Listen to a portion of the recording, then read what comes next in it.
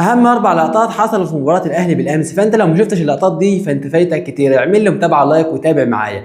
اول لقطه ياسر روب وهو بينادي على اللعيبه انها تضغط على فريق الخصم، الفريق ايجل نوار. هو ده اللي احنا محتاجينه، احنا محتاجين مدرب يشجع اللعيبه، مدرب يقف على الخط ويقول للعيبه يضغطوا حتى واحنا مش بنلعب على ارضنا. واللقطه الثانيه معانا لقطه محمد علي بن رمضان وهو واقف بالكره كده. انت عمرك شفت لاعب بيوقف الكره كده اثناء المباراه يستعيد القوه البدنيه بتاعته ويكمل لعب؟